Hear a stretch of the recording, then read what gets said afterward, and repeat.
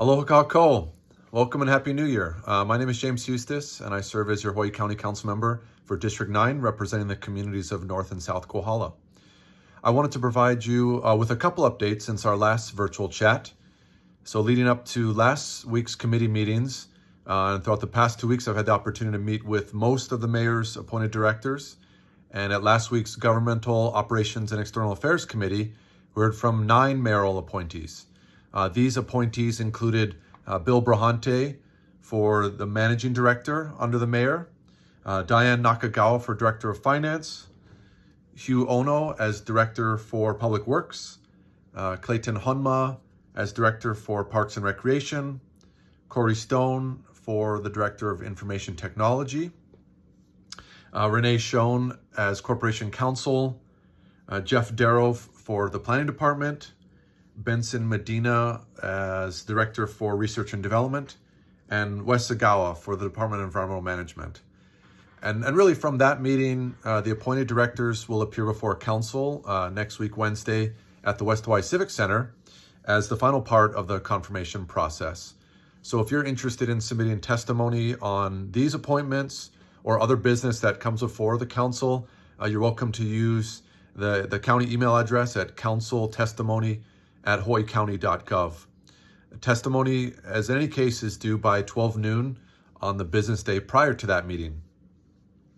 From there, I recently provided county updates at the Waimea Community Association. They had a town meeting just last week, Thursday. So you're welcome to rewatch that recording at your leisure. You can find it up on the Waimea Community Association website at waimeatown.org. They also have a YouTube channel where they have a repository of some of their videos there. But myself and my colleague, Councilmember Heather Kimball, representing District 1, Hamakua area, provided updates from her visit in Washington, D.C. while meeting with our federal legislators. And the main focus of Thursday's meeting was to really hear from Representative David Tarnas and Senator Tim Richards. They both shared goals and priorities for the legislative session this spring, and especially as the state legislature will convene starting this Wednesday. It was really nice to give a couple updates myself and share the mic for a few minutes. So mahalo to the Waimea Community Association for providing this space to connect with attendees, community members, and then the public that was watching live that evening. And as for a few community updates I wanted to share with you, I did receive some concerns about visibility and safety along Akonipuli Highway on your way towards Pololu Valley and the lookout itself. So the Department of Public Works has been completing their work around and near the Kohala Middle School, but I did share your concerns with administrators, and the highway maintenance crews are out there working on these things now and really turning their attention to this area now to kind of tackle some of the vegetation along that stretch. And then also up in North Kohala, Hawaiian Electric has recently posted some door tags at homes along Honomakau Road. These door tags and these notes they note a planned power outage that's going to be starting at 9 o'clock in the evening of Thursday, January 23rd. And then Hawaiian Electric will be performing, routine maintenance in that area and then upgrading equipment that they have. So that work should be completed by 6 a.m. that next day. Then also we have some road work that's continuing along Waikoloa Road, and crews are working to, kind of finish up the work there. They're restriping the lines. So please expect some delays and lane shifts as that work wraps up. And then additionally, the county, recently published its final environmental assessment and a finding of no significant impact for the Waikoloa Roundabout study. So you can find information about that project, as well as some other county studies that I posted them up on my link tree, which is you can find in my social media profiles. And there's a link to some of those documents up there. It was also meaningful to connect with residents and vendors at the recent Waikoloa Community Market just the other weekend.